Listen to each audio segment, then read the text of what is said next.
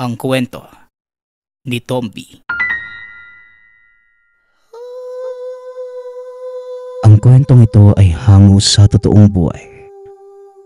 Mula ito sa isa nating tagapakinig na itago na lang natin sa pangalang Gabriel. Walang eksaktong taon. Probinsya ng Romblon. Nung mga panahong ito, nagtatrabaho sa ahensyang pinamamahalaan ng ibang bansa itong si Gabriel. Nakapagtapos ng archaeology sa isang sikat na universidad sa bansang Amerika ang binata at pinalad na makapagtrabaho sa isang kilalang kumpanya. Swerte namang may sangay ang kumpanya sa Pilipinas, kaya nagkaroon ito ng pagkakataong makauwi ng bansa upang doon na magtrabaho. Kaunting kaalaman tungkol sa kumpanyang kinabibilangan ni Gabriel. Isa itong kilalang kumpanya ng minahan na nakabase sa Texas, sa bansang Amerika. Nagpapadala ito ng mga eksperto sa iba't ibang bansa para suriin ang kanilang mga nabiling lupa bago ituloy ang pagmimina. Isa na sa mga pagsusuring ginagawa ay kung may mga makabuluhang piraso ng kasaysayan ng lugar na maaaring masira o hindi naman kaya maaaring makaapekto sa likas na yaman ng naturang lugar. Naitalaga sa probinsya ng Romblon itong si Gabriel, tubong Iloilo, kaya kahit papano ay nagagawa nitong makiangkop sa kultura ng mga lokal. Ang pangunahing produkto ng probinsya ay pagmimina ng marmol. Ito din ang dahilan kung bakit pinapunta ang binata sa lugar. Pagkarating pa lamang, napansin nito na hindi na maganda ang pagsalubong sa kanya ng mga tao. Lalo pa ng katutubong naninirahan sa lupang nabili ng kumpanya. Mukhang dayuhan kung titignan si Gabriel. Dahil ang ina ay Espanyol, samantalang ang ama naman ay Pilipino. Ngunit may kakaibang karisma ang binata na lumalabas lamang kapag nakikipag-usap na ito, lalo na sa mga matatanda. Papasok sila sa isang baryo ng mga katutubo sa lugar. Nung mga sandaling yun, ramdam ng binata ang takot sa mga kasamahan. Dahil na din sa mga sabi-sabing naririnig na ang mga katutubo sa lugar na yun kumakain ng tao. Dok Gab, baka gawin tayong hapunan ng mga yan ha. Umalis na lang kaya tayo dito. Wika ng isa sa mga tauhan ni Gabriel.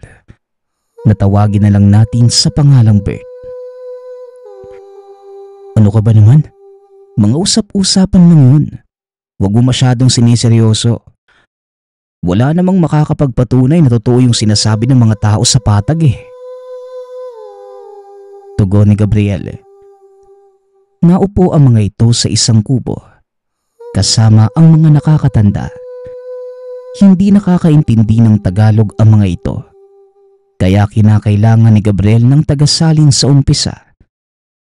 Ilang minuto lang ang nakalipas. Nagagawa na nitong magsalita sa natibong lengguwahe.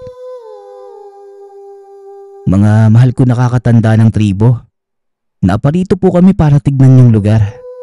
Kung pwede bang magmina o hindi.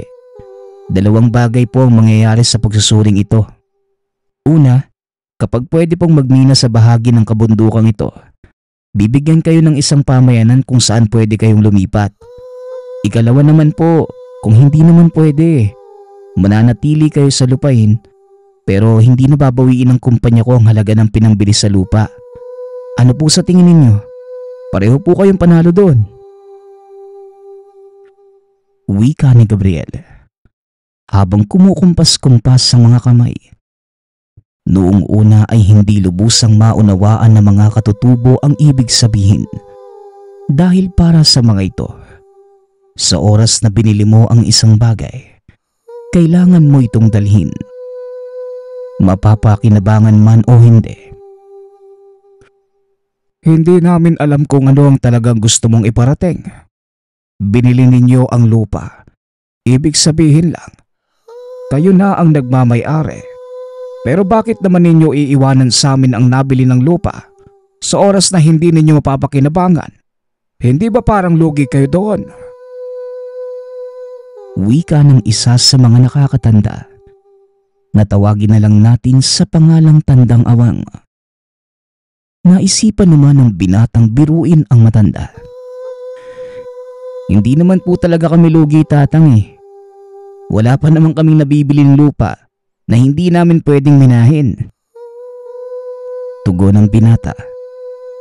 Ngunit wala sa mga matatanda ang tumawa. Para sa amin, sagrado ang mga lupaing ito. Ngunit kung may nakikitang kapakinabangan ng aming kapwa, buong puso namin itong ipinagkakaloob. Dahil hindi din naman ito sa amin, kundi sa aming mga ninuno. Muling wika ni Tandang Awang. Biglang nabura ang ngiti sa mukha ni Gabriel dahil nakita nitong seryoso ang mga nakakatanda. Alam ko naman po yun, Manong. Maraming tribo na din ang nakausap ko at pareho lang po ang pananaw nyo tungkol sa mga lupaing minana mula sa inyong mga ninuno. Kaya wag po kayong mag-alala. Kung gaano po kalaki ang respeto ninyo sa lupaing ito, ganun din po yun sa akin. Mukha lang po akong dayuhan, tatang, pero ang tatay ko po ay isang manobo. Sa makatuwid, galing po ako sa angkan ng mga katutubo mula sa Mindanao. Pagpapaliwanag ni Gabriel. Hindi na nagulat ang mga kasamahan ito dahil ilang beses na ding sinabi ng binata ang tungkol sa pagkatao. Kung ganon, marami kang nalalaman tungkol sa mga sinaunang kultura. Hindi lang pala kami ang mga katutubo dito sa Romblon, kundi maging sa buong Kabisayaan. Tanong ni Tatang Awang. Opo, tatang. Sa totoo lang po, isa to sa mga pinag-aralan ko bilang archaeologist. Tugon ni Gabriel. Arkeyo ano? Ay bahala ka nga dyan. Hindi kita maintindihan. Pero natutuwa ko dahil pareho pala tayo ng interes. Halika't may ipapakita ko sa'yo. Matagal nang pinapangalagaan ng aming tribo ang bagay na ito. Sa paniniwalang ito ang nagbibigay ng buhay sa aming kagubatan. Muling wika ni Tatang Awang. Naglakad ang dalawa papunta sa kabundukan. Sinabihan ni Tandang Awang si Gabriel na ipaiwan ang mga kasamahan dahil isang sagradong lugar ang kanilang pupuntahan. Hindi pwedeng maraming tao sa lugar dahil nagagalit ang mga spiritong naninirahan. Pagkarating sa lugar, tumambad kay Gabriel ang malaking bunganga ng isang yungib na punong-puno ng nagagandahang halaman. May maliliit ding talon na nagmumula naman sa pinakatuktok ng burol. Inaya ng matandang pumasok sa pinakaloob ng yungib ang binata. Nanlaki ang mga mata nito nang makita ang napakalawak na espasyo. Sa gitna nun ay isang altar na gawa sa bato na may nakasinding mga sulo sa 4 na sulok. Sa ilalim ng altar na yan, nahihimlay ang isang makapangyarihang diwata. Hindi man siya kilala ng aming angkan, ngunit dahil dito siya na mahinga, pinili naming pangalagaan ang kanyang himlayan. Halika, lumapit ka nang ikaw mismo ang makakita ng ibig kong sabihin. Muling wika ng matanda. Hindi na nag-aksaya ng panahon ng binata. Kaagad nitong nilapitan ang altar at inusisa. Manghang-mangha si Gabriel dahil hindi niya inakalang may ganitong klase ng lugar sa bansa. Hindi na nagsalita pa ang binata dahil alam niyang kukontra sa mga sasabihin niyang paniniwala ang matanda. Mas lalo pang namangha si Gabriel nang masilayan ang kulay pulang batong nasa gitna ng altar.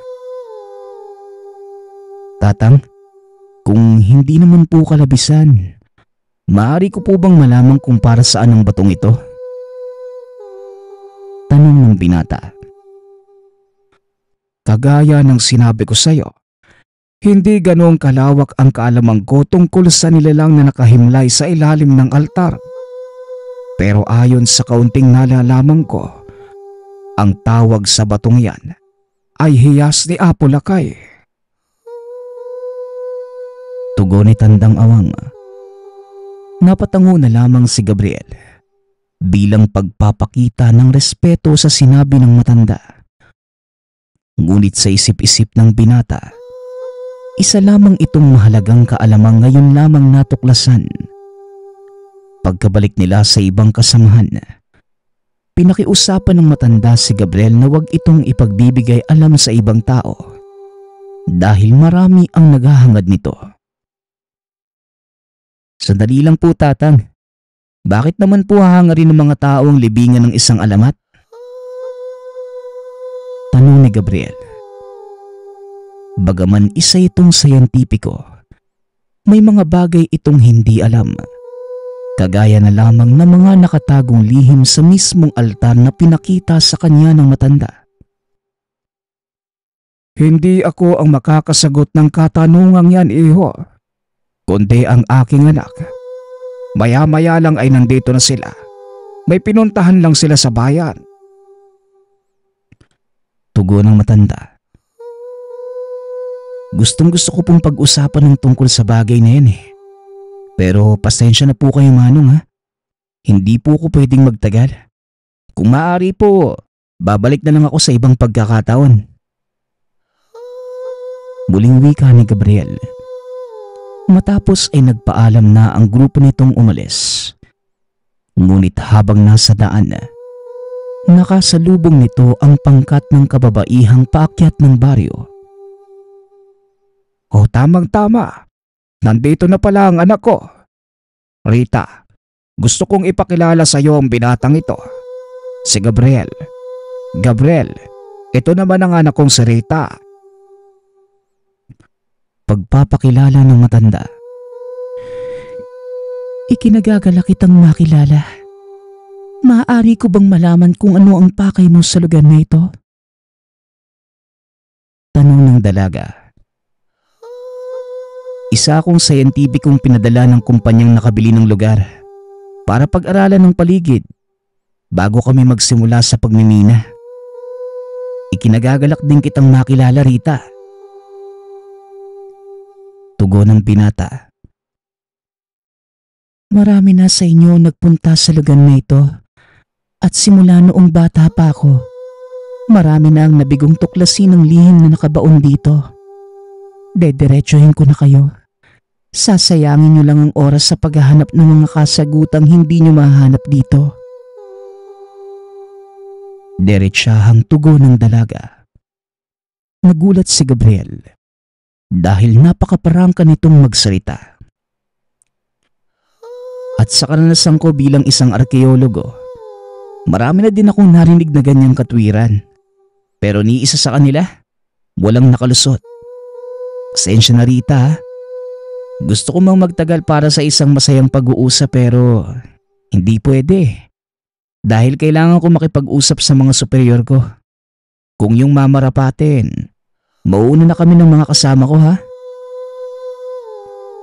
Muling wika ni Gabriel. Kaagad na ding tumuloy ang mga ito at habang nasa daan, hindi nakaligtas ang binata sa mga tanong ni Bert. Alam mo, Dok, parang suplada yung babaeng yun, no? Sayang, ang ganda pa naman niya. Wika ni Bert.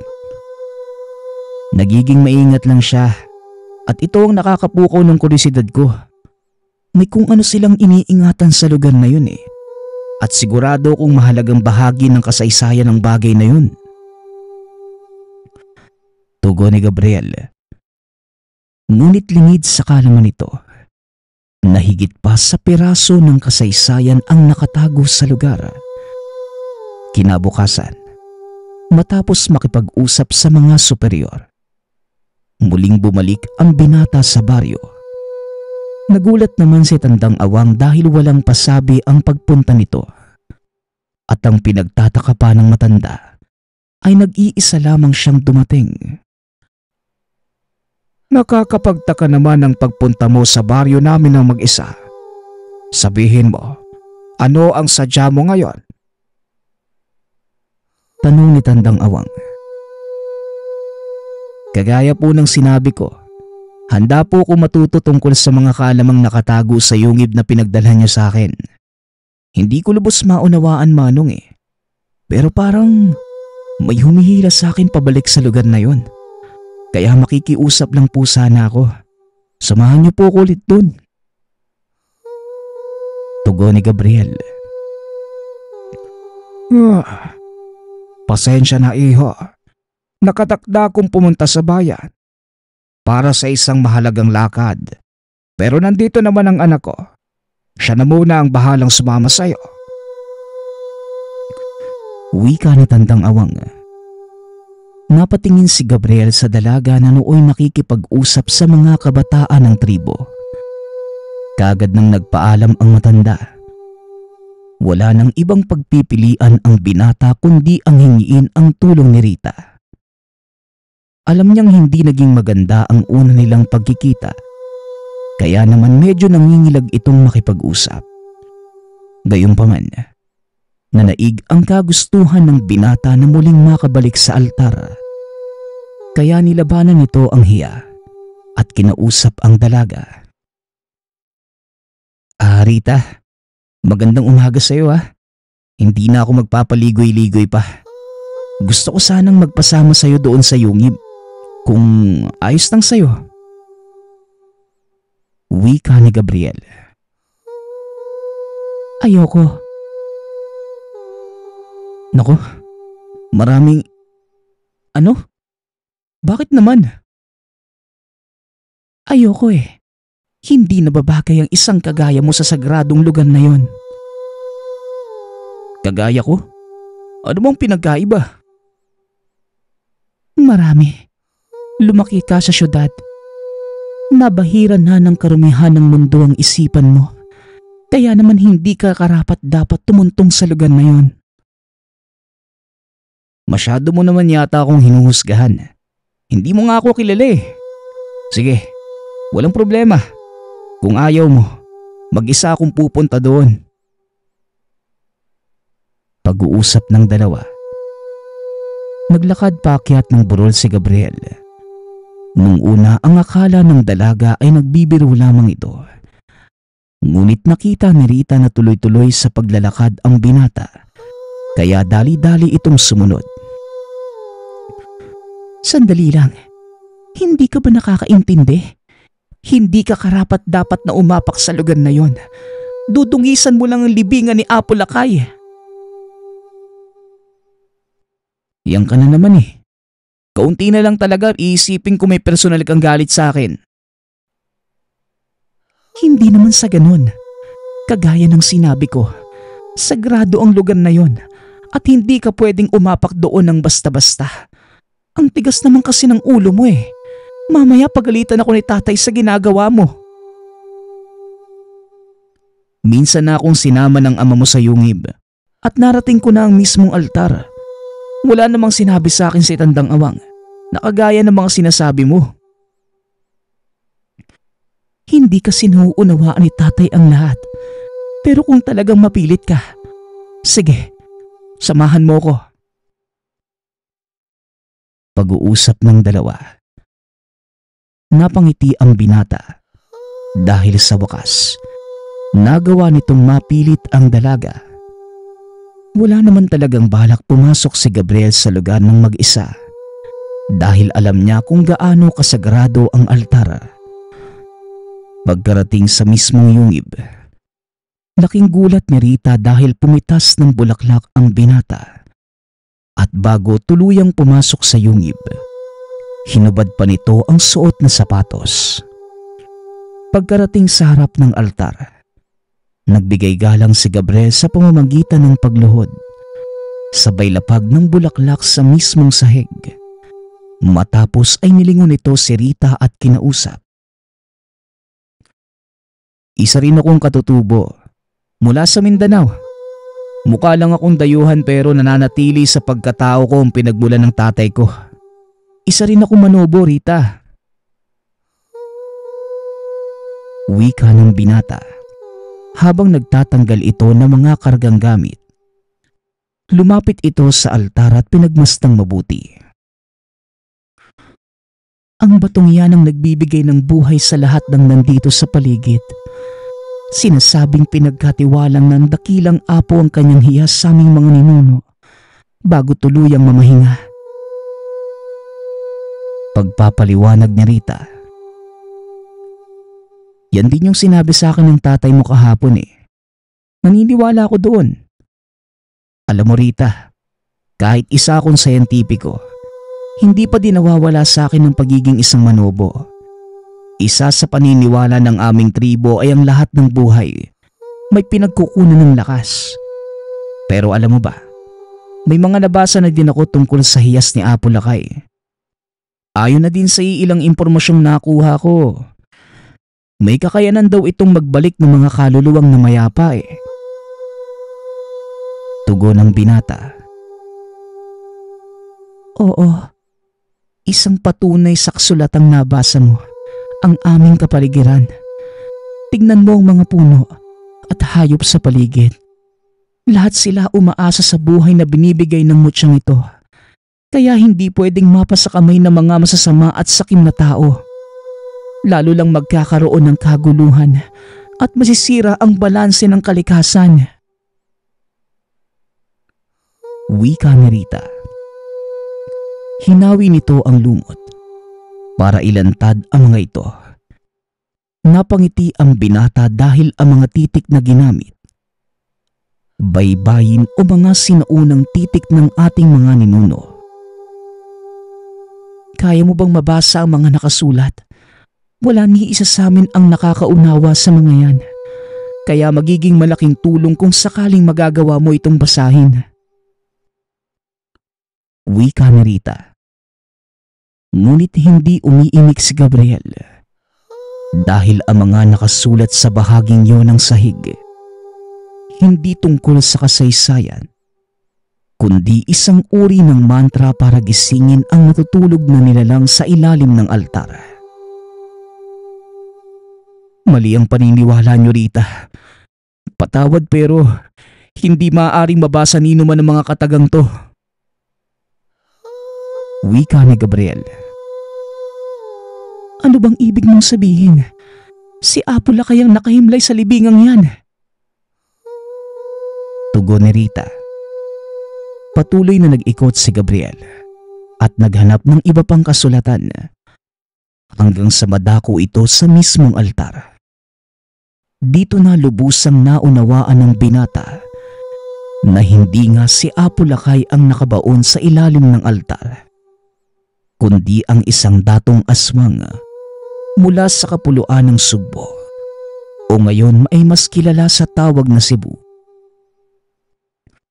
Rita, makinig ka sa akin. Yung ilang daang taong kaalamang itinuro sa inyo, walang katotohanan.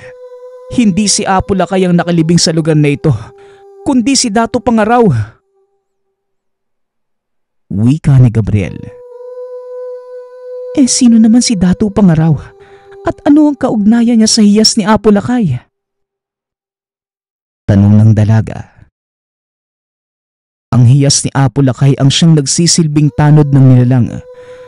Sa oras na may mag-alis nito sa kinalalagyan niya, siguradong magigising si Dato Pangaraw at maaaring magdulot ng malaking kapahamakan, hindi lang sa tribo ninyo, kundi sa lahat ng nasa paligid. Kailangang manatili itong sikreto na kahit si Tandang Awang hindi maaaring makaalam. Tugon ni Gabriel. Dali-dali itong kumuha ng kagamitan para sirain ang mantra. Ngunit nagawa na niya itong kabisaduhin. Matapos ay kagad silang umalis sa lugar. Sakto namang dumating si Tandang Awang. Oh, kamusta naman ang iyong pananaliksik, Doktor? May nakuha ka bang bagong kaalaman? Tanong ng matanda. Maayos naman po. Kagaya nga po ng sinabi ninyo, walang masyadong nakasulat sa puntod. Kailangan kong kausapin ng mga superior ko. Hindi pwedeng ituloy yung pagmimina dito eh.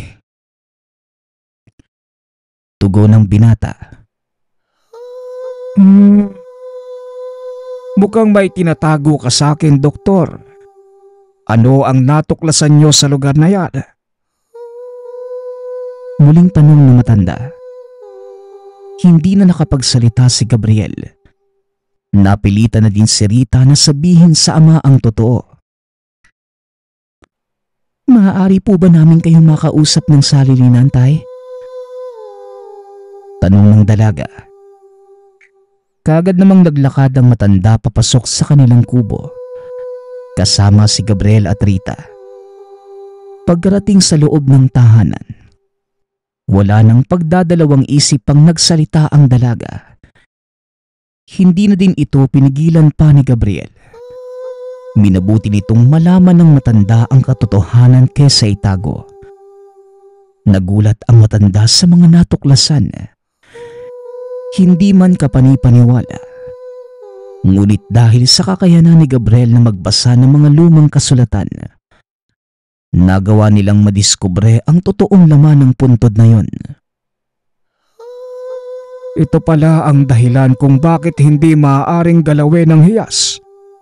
Matagal kaming pinaniwala ng aming mga ninuno na ang nakahimlay sa libingang yon ay si Apo Lakay. Wika ni Tandang Awang. Kaya nga po ko bumalik sa lugar eh. May natuklasan po akong kakaiba. Walang nasabi sa kasaysayang namatay si Apo Lakay at nagsaliksik ako ng mga bagay tungkol sa kanya. Napag-alaman ko na hindi siya isang pangkaraniwang pinuno, kundi isang mataas na uri ng bathalungan. Sa makatuwid, isa siyang immortal. Tugon ni Gabriel. Ito ang lalong nagpatibay sa hinala ng binatang hindi si Apo Lakay ang nakalibing doon. Ngayon, ano naman ang kinalaman ng hiyas ni Apo Lakay at bakit nakapatong ito sa altar? Tanong na matanda. Ang hiyas na nakapatong sa altar, pag-aari po yun ni Apo Lakay at nilagay ito bilang tanod sa katawang lupa ni Datu Pangaraw para hindi ito mahanap ng kaluluwa niya. Ito naman po ay base sa mga nabasa kong alamat ng bansa. Pero napatunayan kong hindi na alamat ang kwentong ito, kundi katotohanang matagal itinago sa mga maling kwento. Hindi na ako magtataka kung isang araw magdatingan ang mga taong nais tuklasin ang hiwaga sa lugar na ito. Hindi ako natatakot para sa sarili ko, kundi sa mga darating na henerasyon. Kung minsan, ito ang negatibong naidudulot ng pagtatago ng katotohanan. Wika ng matanda. Kung sa parte ko naman, Tandang Awang, wala kayong dapat ipag-alala. Walang ibang makakaalam ng tungkol dito. Kaya ako nagpasya kanina na wag na ding ipaalam sa inyo. Dahil natatakot akong baka kumalat ang kwento at lalong lumaki ang problema natin. Tugon ng binata. Wala ba sa mga kasulatan ng paraan kung paanong pipigilan si Datu Pangaraw sa oras na magising ito? Tanong ng dalaga. Sa kasamaang palad, hindi ako nakakita ng anumang impormasyon tungkol sa bagay na yan. Pero may kaibigan akong pwede nating pagkatiwalaan. Kailangan kong bumaba ng bayan para mapuntahan siya. Tugon ni Gabriel. Hindi na nagaksaya pa ng oras ang binata. Dali-dali na itong lumakad upang puntahan ng kaibigan. Sakto namang nasa lugar ito at nagsasagawa din ng pananaliksik. O pare, naligaw ka. Akala ko hindi ka nabababa ng bundok eh. Kumusta naman ang lagay doon? Tanong ng kaibigan na tawagin na lang natin sa pangalang Darwin. Yun nga yung dahilan kung bakit ako nandito pare. May natuklasan ako sa lupaing nabili ng kumpanya natin. Hindi ko pwedeng sabihin sa'yo dito. Ipapakita ko na lang doon pagdating sa lugar. Ano, maaasahan ba kita? Tugon ng binata. Kilala kita pare. Hindi ka lalapit sa akin kung hindi ka doon kabigat ang sitwasyon. O sige, sasama ako sa'yo. Sandali lang at mag-aayos na ako ng gamit. Muling wika ni Darwin. Matapos maghanda ay kagad na ding umalis ang dalawa. Medyo gabi na nang makarating sila sa baryo. Ipinakilala ni Gabriel ang kaibigan kay Tatang Awang. Kagaya ng binata, isa ding scientifico si Darwin at ang larangan naman ito ay sinaunang paniniwala. Saklaw ng propesyon ang mga mitolohiya na kagaya ng satin. Dinala ni Tandang Awang ang mga panauhin sa isang kubo upang doon pag-usapan ang mga bagay-bagay. Dito na din sinabi ni Gabriel sa kaibigan ang dahilan kung bakit siya isinama sa lugar. Laking gulat ni Darwin dahil hindi nito inaakalang totoo ang alamat ni Datu Pangaraw. Sa mga hindi nakakaalam, si Datu Pangaraw ang kauna-unahang aswang na nabuhay sa ating bansa. Sinasabing mula sila sa kapuluan ng Borneo na tumawid sa bansa sa pamamagitan ng tulay na lupa na malagi ang mga ito sa kapuluan ng Panay. Matagal na panahon nilang pinagharian ang lugar hanggang sa dumaong ang pangkat ng tatlong raha na sina Datu Paiborong, Datu Puti at Raha Balinsusay. Pinaghatian ng mga ito ang buong isla, ang irom-irom na ngayoy kilala bilang Iloilo. Napunta ito kay Datu Paiborong. Ang Kapis ay napunta naman kay Datu Puti. Samantalang ang Aklan at Hamtik na ngayoy kilala bilang Antique napasa ilalim sa pamumuno ni Raha Balinsusay. Ngunit sa tatlong teritoryong nabanggit, tanging Antique at Iloilo lamang ang pinumugaran ng angka ni Datu Pangaraw. Dahil ang Kapis na mga panahong yun, kanlungan naman ng isang malakas na angka ng mga babaylan. Walang kaalam-alam ang dalawang pinuno na sa mga kagubatan ng kani-kanilang teritoryo may namumugad na mga aswang. Ngunit hindi rin nagtagal ay tuluyang nabunyag ang sikreto ni Datu Pangaraw. Ito ay nang minsang mangaso ang pangkat ni Datu Paiborong sa kagubatang sakop na ng Kapis. Nagulat ang mga ito nang bigla silang suguri ng malalakas na mga nilalang na hindi tinatabla ng kanilang mga sandata. Natakot ang mga ito at nagpa siyang magsipag-atras, dahilan para matunto ng mga aswang ang kanilang kinaroroonan. Sinalakay ng mga aswang ang mga tao hanggang sa napilitang umalis sa lugar si Datu Paiborong. Napadpad ang mga ito sa teritoryo ni Datu Puti, ngunit sa kasamaang palad, hindi sila tinanggap ng mga ito dahil na din sa kasunduang nabuo ng paghatian nila ang isla. Pinili ni Datu Pangaraw ang muling maglayag pabalik sa kapuluan ng Indonesia, kung saan sila orihinal na nagmula. Ngunit hinarang sila ni Raha Balinsusay sa dalampasigan ng Hamtik at kinupkop. Nilabanan ng mga ito ang puwersa ni Datu Pangaraw sa tulong ng mga babaylan mula sa ahop ng Kapis. Nagawa nilang talunin ang mga ito at gamit ang hiyas ni Apo Lakay, nagawa nilang ikulong ang katawang lupa ng aswang na Datu. Ang mga kaalamang ito ay mula sa maragtas ng Panay na nooy hawak ni Darwin. Hindi nila lubusang akalain na ang mga nakatala sa lumang kasulatan ng mga babaylan ng Kapis ay totoo. Hindi ko naisip na ang mitolohiyang nababasa ko lang tungkol sa bahaging ito ng bansa natin. Totoo. Ngayon Darwin, isinama kita dito dahil gusto naming malaman kung may paraan ba para mapigilan ang pagbangon ni Datu Pangaraw. Wika ni Gabriel. Isa lang ang paraan, Pero nangangailangan ding palayain muna ang dato mula sa kulungan.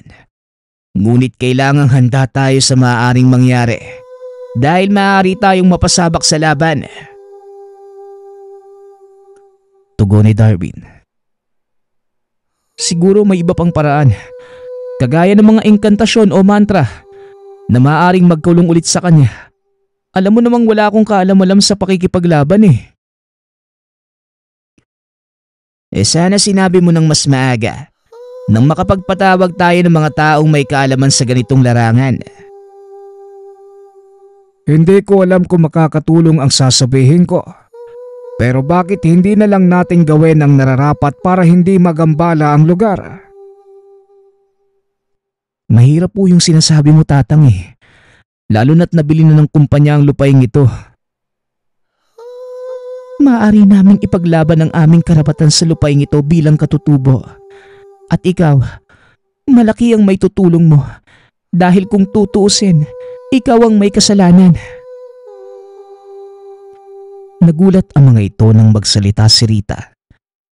Hindi akalain ni Gabriel na nakikinig pala ang dalaga. Ano ginagawa mo dito, Rita? Hindi ba't sinabi kong huwag kang makikinig sa usapan ng mga lalaki? Wika ni Tatang Awang. Gusto ko ding makatulong, Tay. Matagal na panahon nating pinangalagaan ang kapayapaan sa baryong ito. At hindi ko hahayaang masira lang yun nang dahil sa ambisyon ng mga taong sakim na kayamanan lang ang tanging nasa isipan. Tugon ni Rita. Rita, huwag mong pagsalitaan ng ganyan ng doktor, pati ang kasama niya. Dahil wala sila sa harap natin kung hindi maganda ang kanilang hangarin. Dapat lang na sila ang gumawa ng paraan para maayos ang lahat ng ito. Sila din ang dahilan kung bakit maaaring manganib ang ating baryo. Pag-uusap ng mga ito, kaagad namang lumabas ng kubo si Rita.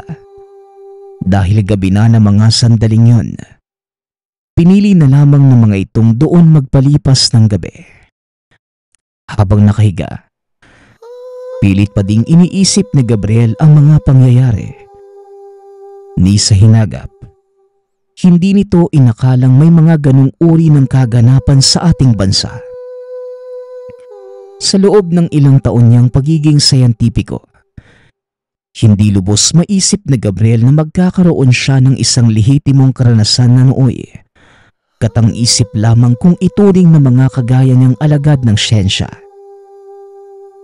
Kinabukasan, maagang bumangon si Gabriel. Nagpaalam ito sa mga kasamahan na babalik sa opisina para kausapin ang kanilang superior para hindi na maituloy ang pagmimina sa lugar. Sa kasamaang palad nabigo ito dahil nung araw din yun, nagdatingan ang mga tauhan at makinaryang gagamitin ng kanilang kumpanya sa pagmimina. Dali-daling bumalik si Gabriel sa baryo upang ipaalam ang nangyayari. Ngunit pagkarating ng binata, nakita nitong nakahanda na ang mga katutubo. Ang ilan sa mga ito ay papakyat na sa yungib, samantalang sinatandang Awang naman ay nag-aantay sa kanilang kubo. Alam naming mangyayari ito, kaya inunahan na namin. Paakyat na ang ilan sa mga kalalakihan ng tribo sa yungib para magsilbing proteksyon sa altar. Wika ni Tandang Awang, kasama ng mga kalalakihan si Darwin, upang tignan kung ano ang magagawa nito. Maaring may makapagbigay ng impormasyon sa mga nakakataas sa'yo. Kaya naman nagkukumahog silang ituloy ang pagmimina. Maaring gano'n na nga. Pero wala akong ibang pinagsabihan. Tugon ni Gabriel. Tandaan mo, iho. May tenga ang lupa. May pakpak ang balita. Kaya huwag kang papakasiguro. Lalo na sa mga taong nasa paligid mo. Hindi lahat ng yan ay tapat sa'yo. Ang ilan sa kanila ay nakadikit lang dahil may pakinabang ka para sa kanila. At ang ilan naman, makikinabang lang sa kung anong nagiging bunga ng paghihirap mo. Wika ni Tandang Awang. Ano pa man ang sabihin niyo, Manong, wala na po akong magagawa. Nandito na to. Patawad kung hindi ako naging maingat sa mga kilos ko. Wika ng binata. Matapos ang pag-uusap ay dali-dali nang nagpunta ang mga ito sa yungib upang samahan ang iba.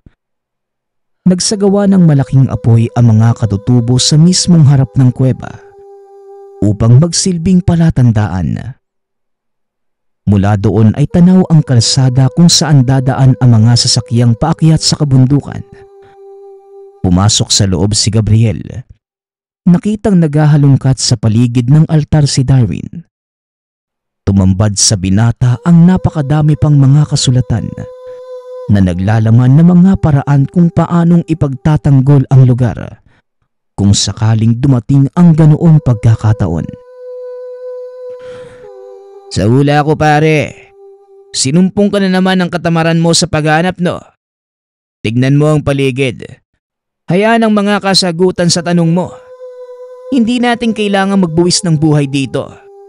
Ginawa ang lugar na ito ng kung sino mang mga nauna sa atin na may sariling pangproteksyon. Saka, yung nasirang kasulatan. Hula ko ikaw din ang may gawa nun, di ba? May kopya ka ba ng mga nakasulat doon? Tanong ni Darwin.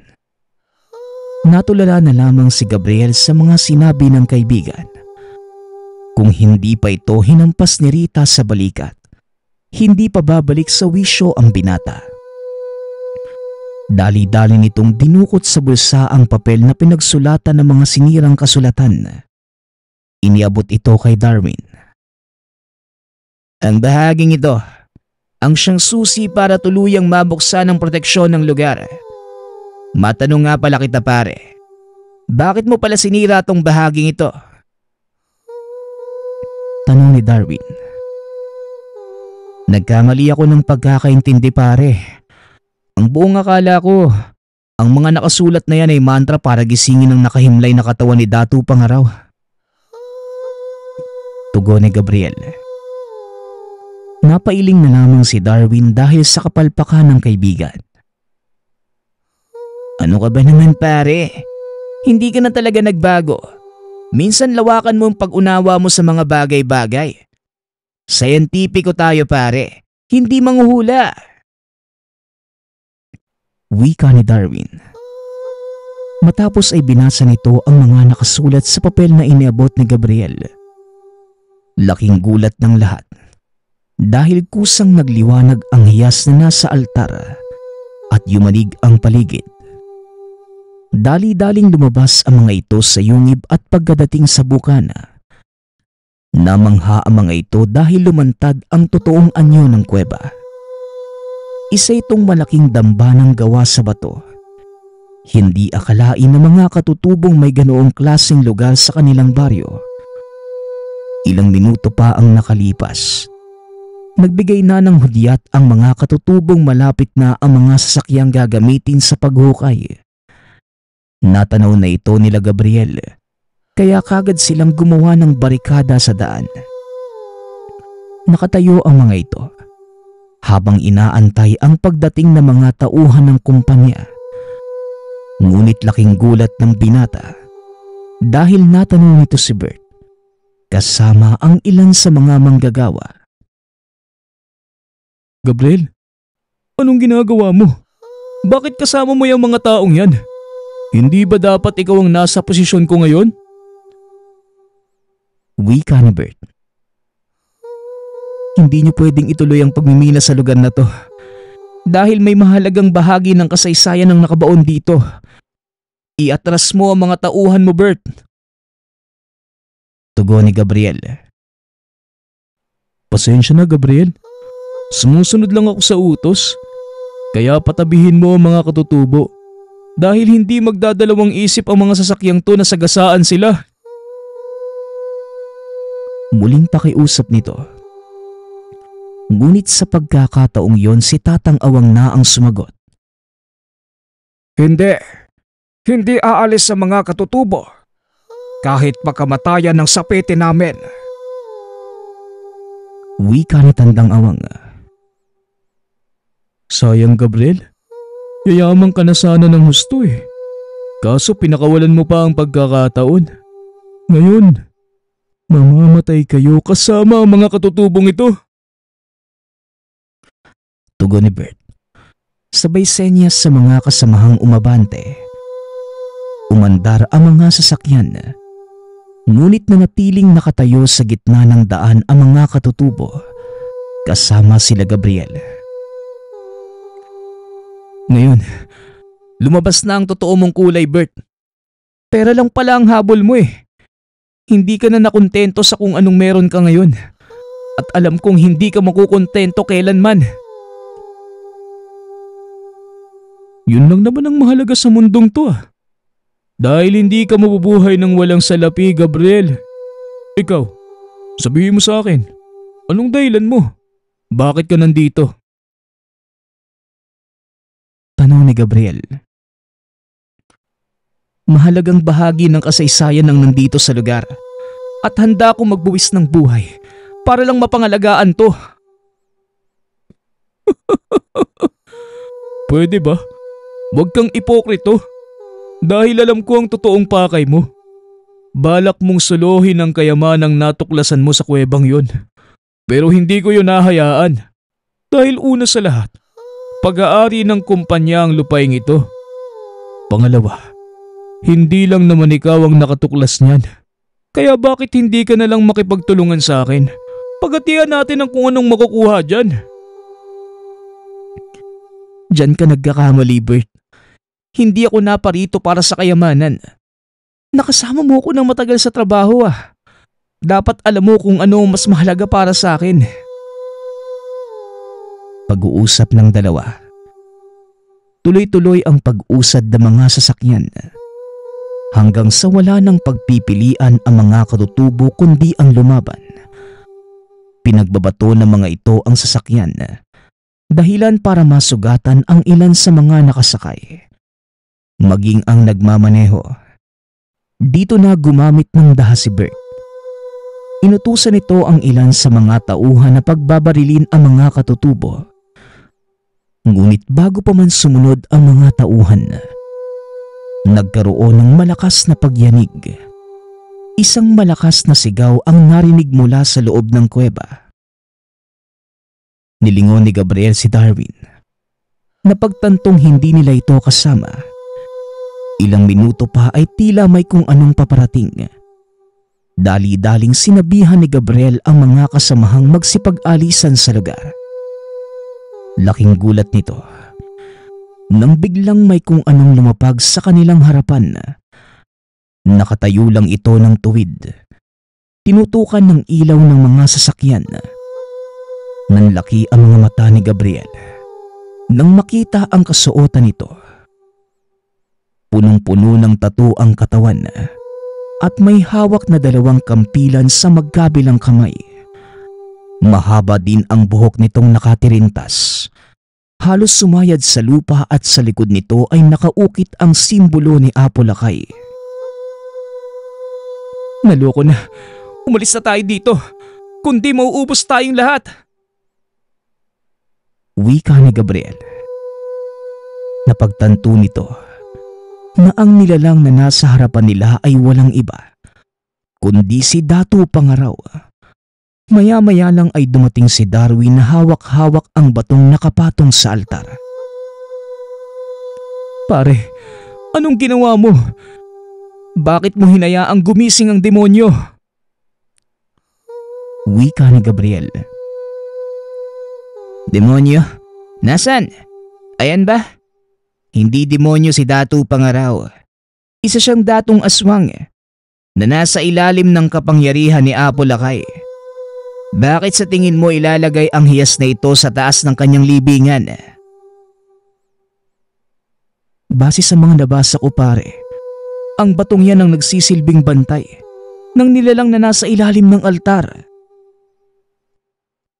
Mali na naman pare. Si Datu Pangaraw ang isa sa mga matapat na alagad at tagasunod ng Bathalumang si Apo Lakay.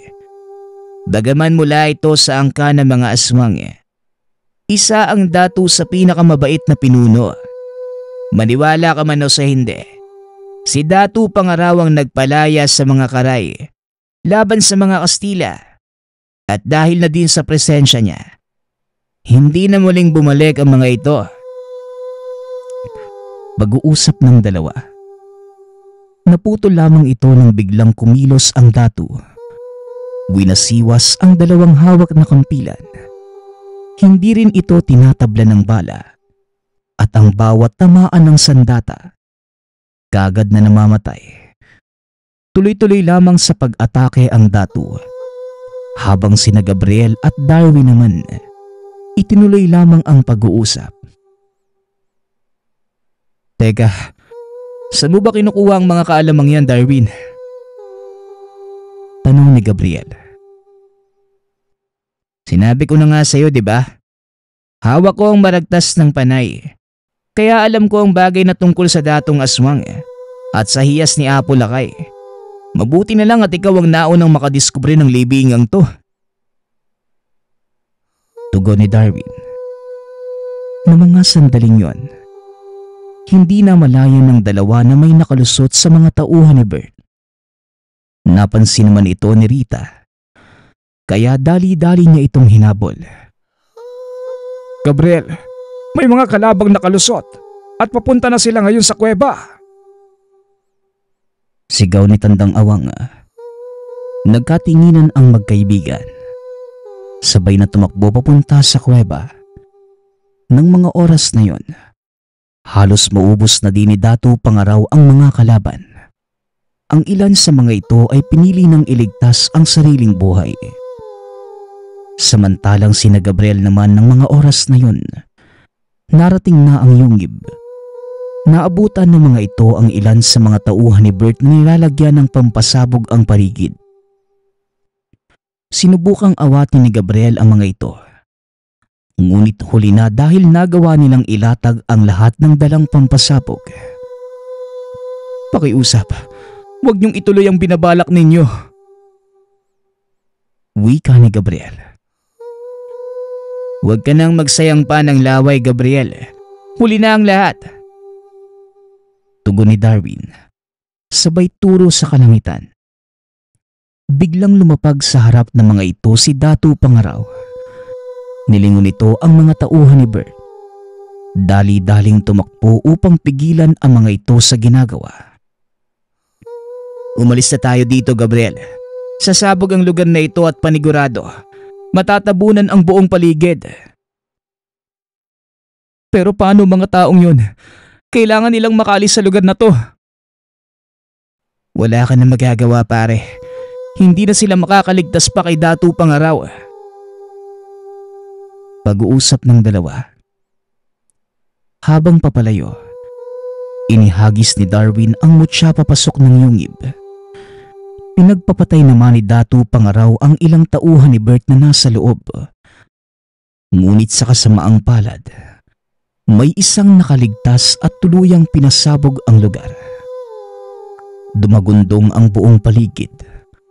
Unti-unting gumuho ang yungib, maging ang halos kalahati ng bundok na kinaroroonan nito.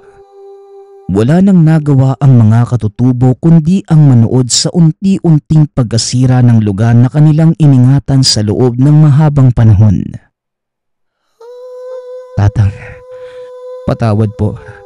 Kung hindi dahil sa akin, hindi po sana mangyayari ang lahat ng to. Wika ni Gabriel. Wala kang dapat ihingi ng kapatawaran, anak. Dahil kalooban ito ng lumika.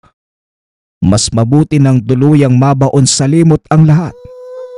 Isa pa, hindi lang naman ito ang dahilan kung bakit kami namumuhay dito sa kabundukan. Tignan mo ang kapaligiran. Tugon ni Tandang Awang habang iniikot ang tingin sa paligid.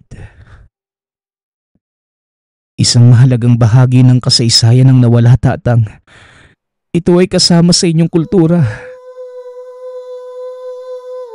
Tama ka, Gabriel. Bahagi ito ng kasaysayang hindi dapat maungkat pa. Ang kailangan na lang nating gawin ngayon, ang umusat. Tugon ng matanda. Kagad itong lumuhod nang nakaharap sa araw. Nang tignan ni Gabriel ang ilan sa mga katutubo, nakaluhod na din ang mga ito. Kaya bilang pagrespeto sa kanilang nakagawian, lumuhod na din si Gabriel at Darwin. Matapos ang pagbibigay pugay sa panibagong araw, kagad nang nagpaalam si Darwin. Pasensya na pare, di ako pwedeng magtagal dito eh. May mga bagay din akong kailangan gawin. Mag-iingat ka palagi ha. At alam mo naman kung saan ako hahanapin, di ba? Wika ni Darwin. Maraming salamat pare ha. Kung hindi dahil sa'yo, malamang hindi ganito ang kinalabasan ng lahat. Wala kang dapat ipagpasalamat pare. Malungkot ang pangyayaring to para sa mga katutubo. Pero mabuti na din at walang napahamak sa kanila.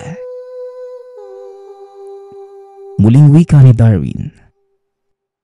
Nang mga sandaling yon, napagtanto ni Gabriel na mas mabuti nang nabaon kasama ng gumuhong bundok ang mga patunay na natuklasan sa lugar. Dahil alam niyang maaari pa itong pagmula ng mas malaki pang kaguluhan. Matapos ang pangyayari, ipinatawag ng kumpanyang pinagtatrabahuhan ang binata. Natuklasan itong walang kinalaman ang mga superior sa naging kilos ni Bert.